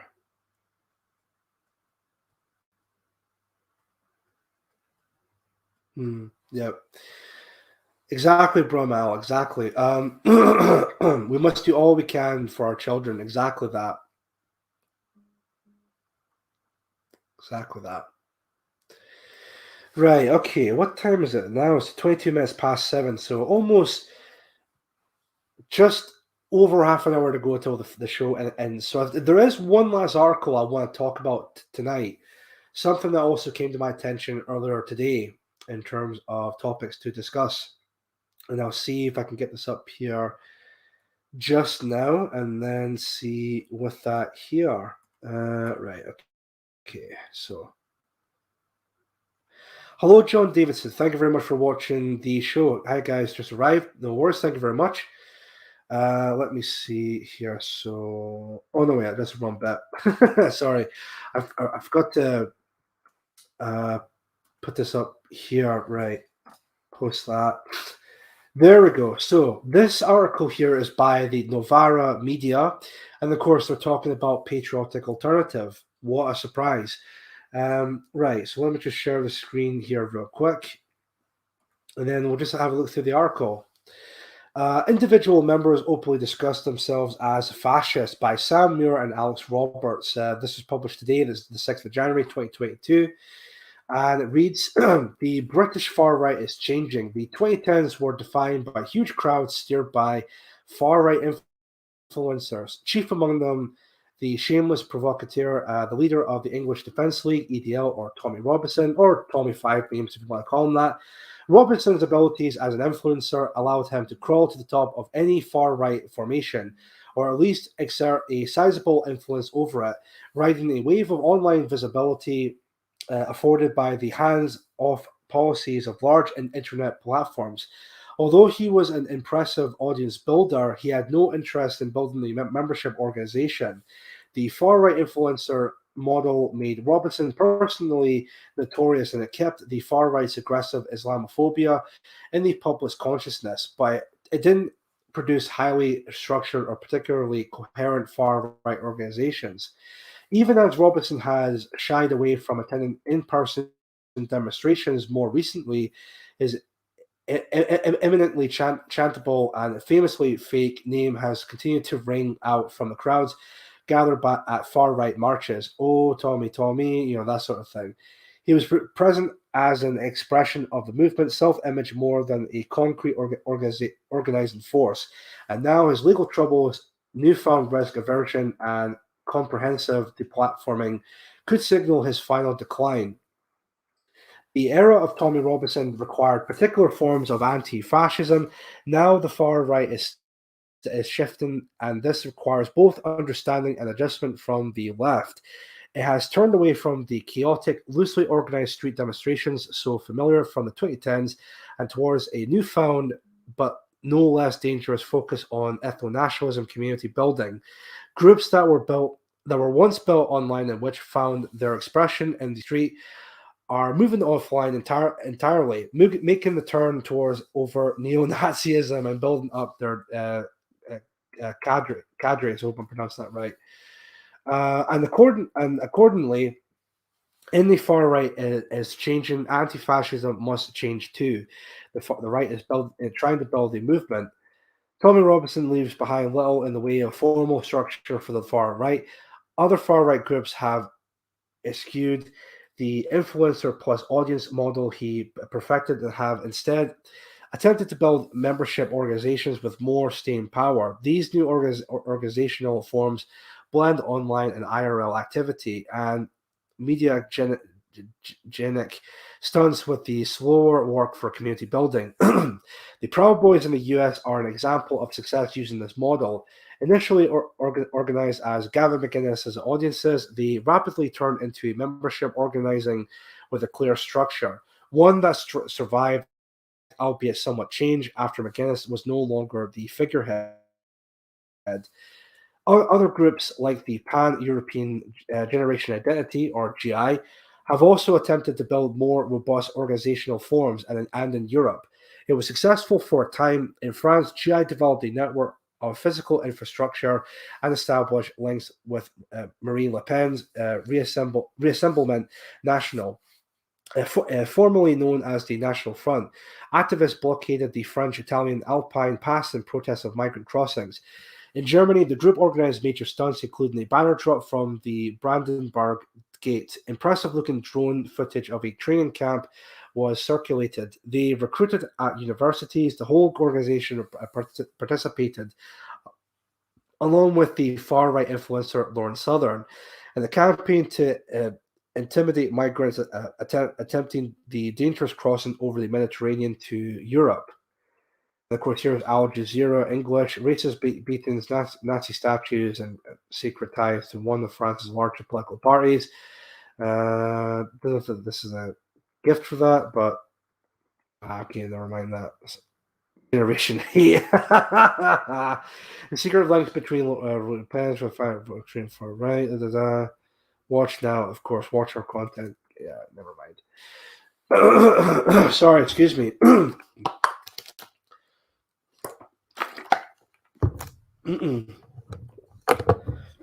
Just having a quick sip of my water, of course, real quick, and then we'll just continue on with that. So, but GI was not to last. Its model, though at first seeming to have better long-term prospects than Robinson's influencer model, ended up running afoul of the law in multiple countries. The activities blockading the pass in the Alps were charged with impersonating the state, an accusation which reveals the burning conventionalism at the heart of their politics. Another problem was that this more solid organizational form was also vulnerable to being linked to far-right terrorism. It was revealed shortly after his deadly massacre that the Christchurch shooter had donated money to GI, bringing police raids and increasing scrutiny. Now, this is all to do with Martin Sellner, if I'm not mistaken, where Martin Sellner did not know who this person was, never interacted with them before, never talked to them before. But because of the fact that he received money by this terrorist, then all of a sudden, they must be on the same wavelength to these terrorists and whatnot. It's so transparent what they're doing here in this case. Very transparent with that. Let me see here. Where was I? At the time of writing, GI groups across Europe are a shadow of their former selves. In contrast to the European identitarians, the GI model in the UK was a disaster from the start. Suspicions about pan-Europeanism were rife. GI was supportive of Irish identity, a sentiment that is taboo amongst the UK far right. Unable, therefore, to recruit from the more experienced groups, GI was placed under incompetent and flimsy leadership. Links to anti-Semites and neo-Nazis were revealed and the group fractured. The sickening burst of publicity provided by the BBC in the aftermath of the Christchurch shooting, the Shooter's Manifesto was named after a conspiracy theory that GI promoted, wasn't enough and they disbanded. You know, was also mentioned, like there was other figureheads that were mentioned in that manifesto. In fact, it was people like Candace Owens who was mentioned in that manifesto, which, I mean, again, really speaks volumes about that. So, really speaks major volumes about that. But if I even believe that the Christchurch shooter intended the manifesto to sound like that as a way of trying to like troll the left and whatnot, and of course the leftists, of course, they would completely fall for that. So, but again, the Christchurch shooter was a complete utter scumbag. It was incredibly unfair that Martin Sellner and others who were affected by this, because again, they didn't know the person in question. They didn't know the Christchurch shooter personally or anything like that. So I do think that it's very unfair of these groups, of these lefty groups, are trying to portray them as if they're all one and the same kind of thing. It's completely disgusting that. In the context of shifting organizational models in the new fascist party has emerged in the UK, this is, of course, about Patriarchal Alternative. Patriarchal Alternative is a growing threat. Okay. Patriarchal Alternative, or PA for short, a party that was founded in 2019, has recently risen to prominence amongst the British far right. Another thing I've noticed, by the way, with this article, they keep on saying far right this and far right that. I really wonder why that may be the case, because that's really interesting.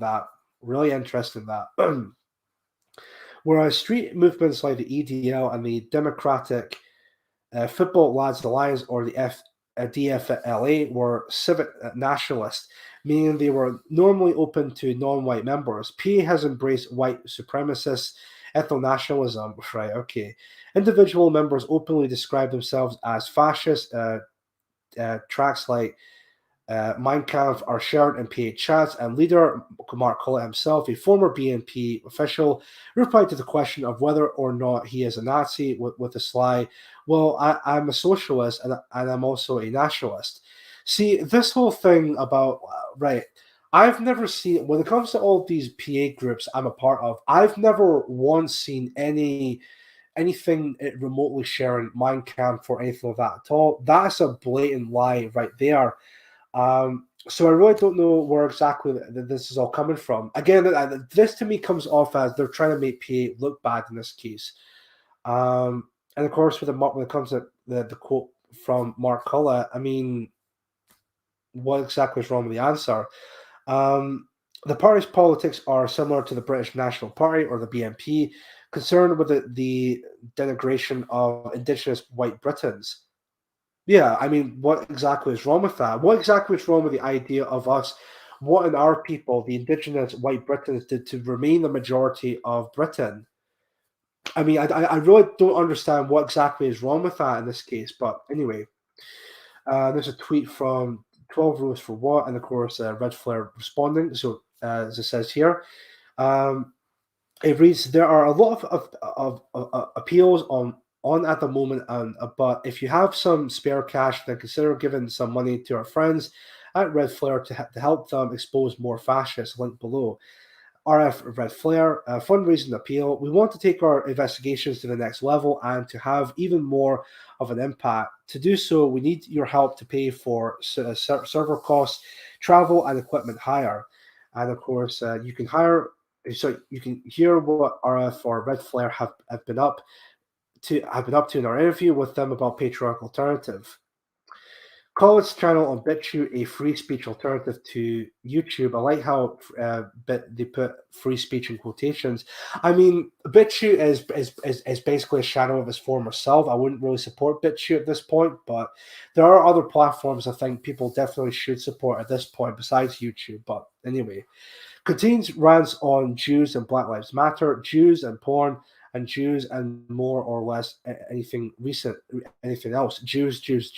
Again, they seem to mention Jews a lot. I guess they're trying to hone in that idea that Mark Collett is an anti-Semite, which is not entirely true in this case. I mean, there's nothing wrong with criticizing, some Jewish people. Obviously, nobody believes the idea that all Jews are all part of this grand conspiracy, that they all want to dominate the world and whatnot.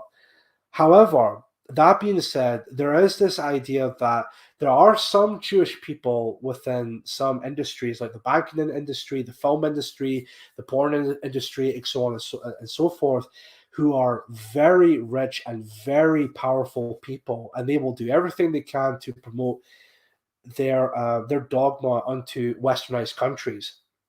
I mean, we definitely do have evidence for that. And again, there's nothing wrong with pointing that out in this case. But anyway, and I think another point to make about that as well is for people to say, "Oh, that's very anti-Semitic and whatnot." Those people are basically confirming that these Jewish people do have some form of control within our society. They're basically are confirming that point. But anyway, I'll continue on from there. Let's see. Recently, however, BitChute changed its terms of service, and college videos are now partially unavailable there. Still, less stringent platforms have been more amenable to him. Other media associated with PA is equally repellent. Sorry, The Absolute State of Britain, a podcast intimately linked to PA, has 118 episodes of vitriol to its name. In a single, I think that's not entirely fair. I think TASOB is a pretty decent program, in my opinion, and I think people should definitely check out The Absolute State of Britain, and of course, for more future content and whatnot. In a single episode chosen at random, okay, I'm sure it was chosen at random, and not you guys just willfully just skim through all the episodes to see if you can find that one piece of audio that may be somewhat damning to Absolute State of Britain in your opinion. But let's have a look at this damning case in that part. In a single episode chosen at random, the hosts deny the Holocaust, uses slurs for Pakistani people, call Meghan Markle a ladder-climbing whore, and Shlomo's sloppy seconds, as well as branding her child a quadroon ape, and discuss the desirability of a future race war. Any evidence to back that up? Because I haven't watched every single TASOB episode, but I highly doubt that there'd be some kind of spicy material and all of that on TASOB in this case. But anyway, I mean, you think for this article they may, because they posted links for like tweets and whatnot, you think they would post some audio clippings of these specific episodes, but I digress with that in this case. Elsewhere, the hosts have apologized for the murder of Joe Cox and the Christchurch shooter, and frequently sign off their episodes with a cheery "See ya, Kyle," a homophone for see Kyle. Again, any evidence to back that up? Like any screenshots of this, any audio clippings of this? Because again, I've not watched every single TASOB episode, but I highly doubt, because of how linked they are to PA, I highly doubt they would go to that far with it being like being edgy and whatnot. But anyway, despite all this, there is an audience for their content. However, it is still just an audience. A decade of Robinson's audience building and 5 years of online alt-right activity have left far-right communities highly connected online, but only thinly connected in person. It is now PA's central task to thicken these in-person connections. It will do so not through the 2010 street movement's large-scale demonstrations, but through what it calls community building, which is absolutely true in this case, of course. This largely means doing fitness training together, going camping, hiking, and establishing a network of nationalist businesses. This focus on in-person community building has been a challenge to anti-fascists who have been used to a stream of publicity and announced street demonstrations to oppose. Yes, because as if we're gonna just out of nowhere just say, hey, we're gonna be at this location at this time. Come over and see us. Yes, that's gonna work wonders. It's not like we've learned our lesson with the previous demonstrations that happened in the past, right? Not just with PA, but any other nationalist group like the National Justice Party or Patriot Front, or so on and so forth in this case. But PA has differences with the BNP. Chief among them is plans for elections. Whereas the BNP contested elections, PA has repeatedly failed to register as a political party with the Electoral Commission for reasons to so obvious and trivial one might suspect their failure is deliberate. Yes, it's definitely we continuously want our political party to come back as failed or not to be registered as a political party, right? I mean, never mind the fact that the reasoning behind PA not being registered as a political party are just absolutely ludicrous. I mean, you mean to tell me that PA is not, it should not be allowed as a political party because of a tick within the PA logo and all of that, right? It's just it's absolutely just it's ridiculous. It absolutely is ridiculous. This is a great point from Kerr from PA Young Scots. They're annoyed that they cannot get the cops to harass us. Exactly that. And then one from English Rose, real quick, is just another hit piece article from a left wing rag trying to associate PA with as many negative labels as possible. Yeah, exactly that. Exactly that. And Indigenous Advocate, I will post a link in the chat just now for you right here. So if anyone wants to have a look at the article themselves, I'll post it right there for them. There we go. There we go. That's the link in the chat for you just now, Indigenous Advocate. So let's have a look here. Let me see here. The BNP had an established base for far-right organisers upon which to build their electoral prospects, something that PA is attempting to address. PA has separated itself from the BNP at the level of personnel as well. It conspicuously did not invite many highly experienced ex-BNP activists to be organisers, likely because Collette did not want any challenges to his leadership from established advocates. Okay. At the moment, PA does not have an obvious strategic direction. Indeed, it has proved itself to be shamelessly optimistic. Nowhere is this clearer than in its approach to the pandemic. At first, PA was in favor of lockdown, reasoning that those worst affected by COVID-19 would be old white people. The party has since pivoted to being fully opposed to lockdowns. I don't hold on. I always thought the PA was fully against lockdowns because they're very tyrannical in nature, and they go against the person right to go out of their house and all of that. But never have we ever supported, or PAs ever supported, the idea of full-on lockdowns. Never have they ever supported anything like that. So that's a blatant fucking lie right there. Let me see here. Where was I in this case here? It's almost impossible not to read this as a cynical tactical move. P understood that his base was far more interested in the conspiracy than public safety, more indifferent to the lives of the elderly than it would publicly claim to be, and adjust accordingly. P's bootloader phase is now arguably over. The party have grown sufficiently to become a self-sustaining organization. As we move out of lockdown, PA's combination of hardline politics and frequent cynical readjustments is well placed to take advantage of much of the conspiratorial ferment and social fragmentation that lockdown has endangered. It is likely to make rapid gains in support and thus begin a new era of the far right in Britain. The wider left must start organizing against them. And that was the article by Sam Moore and Alex Roberts, are 12 Rules of For What, and the authors of these articles here. Bert Flair contributed outreach. And that's the end of that article in question. So I did post the link in the chat just now. So for people maybe want to research it for themselves or anything like that at all, then there we go. It's also tiresome. Yeah, I mean, well, I think it was who was it that said it? I think it was St. Harrison who said it best that any publicity is good publicity at this point. So, I mean, at the end of the day, they're just basically just giving us free advertisement at this point. So, and even I think in this case, they also given the absolute state of Britain free publicity at that point. So, there we go.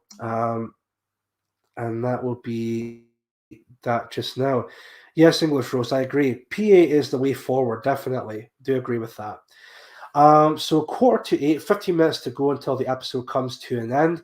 I know my voice has been a lot more groggy throughout the episode, but hopefully, the more I drink my water, then hopefully I might get better with that. So, eat the bugs, bigot. Yeah, yes, RW, yes. Yep, good point with that in the chat. 14 for PA. Yep, definitely. Felix and Kerr. I'll post 14 in the chat myself. And definitely 14 in the chat for PA trips. So definitely that would be really great. Right then. So last 15 minutes to go until the episode comes to an end.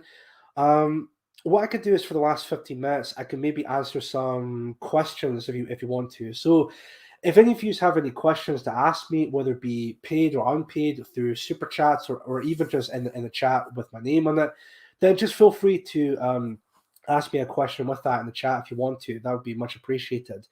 And also, one last thing to point out, you can still support me financially through my work on Ko-fi, whether it be if I'm live on Mood of the Nation, or even if I'm not live and the link will still be there. You can always find my link for my Ko-fi on my community tab on YouTube. And if you want to donate financially, then you feel free to do so in this case with that. So let me see here. Chief Rudy, will Sturgeon get a statue? I mean, the way things are going in Scotland and how all these pro SNP types are very supportive of Nicola Sturgeon, I wouldn't be surprised if there would be some, maybe not a full-length big statue, but maybe some kind of like a head bust or something like that of Nicola Sturgeon. I wouldn't be surprised if that at this point. Really would not be surprised if something like that would be built. Streaky Bacon, Chief Woody, what is the biggest fish in the world? I have no idea. I would say maybe like the biggest fish in the world. Maybe like a whale shark or something like that would be the biggest fish in the world. I mean, I'm not entirely too sure for that matter, but anyway, so. I think it might be the whale shark. Yeah, that's what I was thinking, Peter Walker. The whale shark or the blue whale. Yeah. I thought it was a sunfish. I've never heard of a sunfish before. Let me have a quick look. Hold on, sunfish. That's supposed to be the biggest fish. Well, when it comes to like a blue whale or like the whale shark, you can maybe like, make an argument that they're technically fish as well. But oh, Hightower 005. Hello, sir. Thank you very much for watching the show. No worries. Thank you very much for watching the show. Blue whale is a mammal. Ah, right. I see. Whales aren't fish. Oh well. Well, that's that out the window. So maybe it's the sunfish, maybe the biggest fish in the world, or the ocean sunfish. In fact, I'll just share the. Oops, didn't mean to do that. Share the screen real quick. Show you guys it. There we go. That is the sunfish, or the ocean sunfish. The common mola. Let me see. Some parts in the world, or delicacy, some parts of the world include Japan, Korea, and Taiwan. And the EU regulations ban the sale of fish and fishery products derived from the family Mullendale sunfish and frequent caught. All right, fair enough. Does it actually say about the? Oh, hold on. Adults typically weigh between 247 and 2,000 kilograms, 545 and 4,409 pounds. Jesus, that's quite heavy. That actually. All right. Well, there you go. There you go, troops. Right. Okay. Move on from there. Chief Moody, why are the Scottish Nationalist Party globalist bastards? That's actually a very good question, English Rose. Because sorry, not English. Sorry, English Sailor. Sorry, my bad. Because it's really weird because like back in the day, like the SNP were a very pro Scottish Nationalist Party, but now it's just like whenever for them, when they heard of the term, nationalist, they just run away from it. And I think even Hightower even made a good point about that. It's all to do with money. Yeah, like money, I think, is also a very part of that. Of because they get a lot of money from these global homo types. Obviously, the SNP would be very globalist supporting types of people. But anyway, so I think it's all to do with like really just money, and also to do with like bigger politics when it comes to the SNP being pro-globalist. Isn't it a basking shark? Good point, English Rose. Let me have a look at that. Because a basking shark, I mean, hold on one sec. I don't know if they'll be pretty big. Yeah, I know they could be pretty big with these types of sharks, but let me just share the screen real quick again. Like something like that. Yeah, so second largest living shark and fish after the whale shark, and one of the 3 plankton-eating shark species, along with the whale shark and megamouth shark. All right, well, there you go.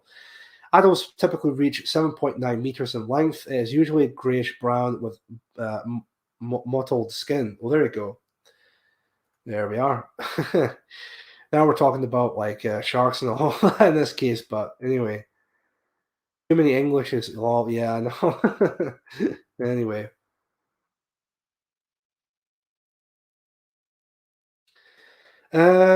From Dogskin, Moody, do you ever think there's a limit of being patriotic versus being LARPy? That's a pretty interesting question, actually. Really interesting question. I think with that, Dogskin, I think it really just depends. I think there's some people you can make an argument that do come off as an incredibly LARPy in this case. Not necessarily to do with like nationalism, but you can say all types of subjects within the right. I know there was this whole big scandal that happened with Jack Murphy, or I think his real name. I don't know if it's actually his real name, but it's John Goldman. He's one of those like conservative types, but then he got caught writing an article about how it's okay to be a cuckold in that case, but. I don't know. It's just, I think it just really depends on the person and how far they'll go when it comes to it. Because I think for somebody who actually, when it comes to nationalism, I think for somebody who actually not only produces content, well, that is if they want to, of course, but if somebody who actually does get out there and activize, then I think those are people that are really into it, and actually do support the cause.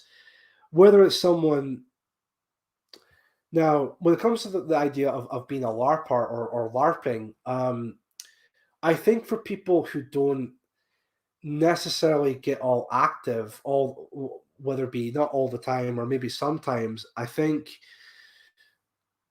I don't know. I think it's I think it's just really ultimately to do with the person and how supportive they are when it comes to the idea of nationalism in that case in that part. So anyway, sorry, excuse me. This throat of mine, honestly. To be honest, I think they will ban PA in the near future. These articles are the warm-up for it. They will calc us as hate organization or summit and ban us. Yeah. Even if that were to happen, I wouldn't be surprised if like it may like spawn into like another party for people to join and whatnot. But I don't know. It really just depends on that in this case. So we'll definitely shall see with that. Well, we shall see with that. Right, what I'll do, folks, is just one last time. I'll post a link for my Ko-fi link in the chat just now. So if you want to send in a super chat, or if you want to donate to my Ko-fi link or even my PayPal just to financially support me, you can always do so if you really want to. And the option is there in that case with that. So just real quick from Kerr, I'd say if you can do something IRL, but choose not to, that is LARPing. Get involved, everyone. I definitely agree with that, Kerr. Definitely agree with that. They can't ban what's on your mind. Well, with the current state just now, they'll probably try and do everything they can to, to try and battle. I mean, there's the idea of wrong things that's going about. So, I wouldn't be surprised with that idea. So, PA is already prevented from being a party. It is, yeah. I think twice or 3 times now. And I think there has to be some way that PA does become an actual political party. Even if it doesn't, it gets banned or whatever the reason may be, it will definitely spawn off as something else, like maybe another political party or any other group for that matter. But again, it's only a matter of time. It's only just a case of we'll just need to wait and see what happens with that, and see with that in this case. So, let me see here. Just have a double check on something real quick. And then I'll see if I can find a outro song for tonight's episode. In fact, while I'm waiting, I might as well just get on to YouTube just real quick. And then back onto here. Yes, I agree, Indigenous. Everyone should do a bit. Yes, everyone should do at least a bit of activism. Like any, it could be any form of that whatsoever. So, any form of that. Right. Let me see here. Okay, I'll just see if I can. Yeah, I might as well just play this song for the outro for that. So, Streaky Bacon, real quick. I'm going to listen to Morgoth on Millennial after the stream. I heard half of it. Wonderfully depressing, as I knew it would be. Yeah. PA is great. Don't listen to the mainstream media. No, definitely true, Toby. Definitely true with that. All right, then. Cool. Right then. I think that will come to the end of tonight's stream. What I'll do is I'll just put on Support Patriarchal Alternative as one of the banners, and I'll see if I can play us an outro song for tonight's episode. In the meantime, I really want to thank you guys for watching tonight's episode. And of course, for those who have donated tonight, thank you very much for doing so. It's really appreciate of the kind gesture for you guys to do that. And again, like I said, you can always donate to my Ko-fi link or PayPal, whether I'm live or if I'm not live, and you can always donate to that whenever you want to, if you want to. In that case, of course, in that fact. Right then. So, and of course, for the super chat, I think that was Rory Herbert who super chatted me today again for the £2. Thank you very much for doing so. That was really kind of you to do that. And I shall be back this Sunday at 5 p.m. GMT time, and of course, it will be 1 p.m. or 12 p.m. Eastern Standard Time, if I'm not mistaken. Great stream. Good night, Chief and chat. It wasn't as depressing as Woe's second stream with Philosopher Cat. Yeah, there we go. Great stream, everyone. Let's see. Woe's streams were great. Yep, I agree. Right then, troops. I'll end the stream tonight.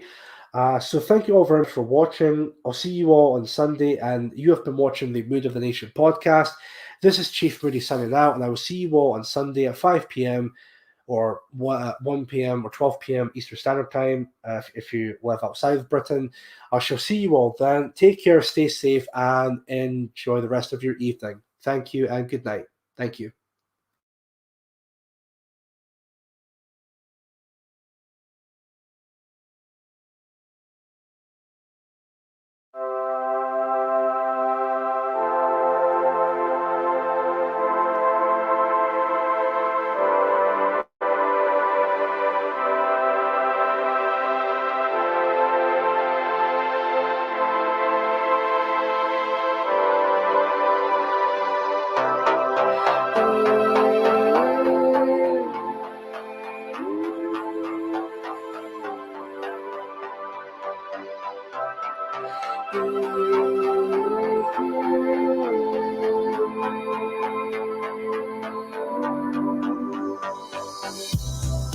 Yes, we want to be free, live our lives as they should be.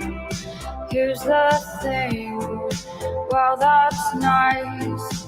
Every action has a price. We're meant to be much more than this, and find the home which we all miss. So it's time to grow up as we're ticking down the clock. Forever keep in mind, we're fighting for our kind, to learn from those before, our future made secure.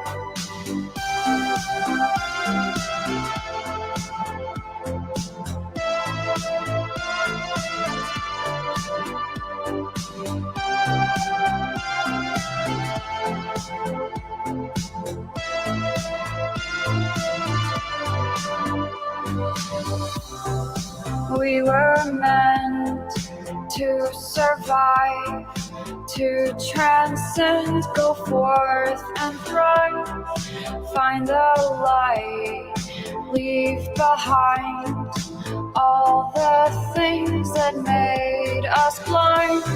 It's up to us to show the way, to hold the torch, come what may. We will do all we can till time's not running through our hands. Forever keep in mind, we're fighting for our kind, to learn from those before, our future made secure.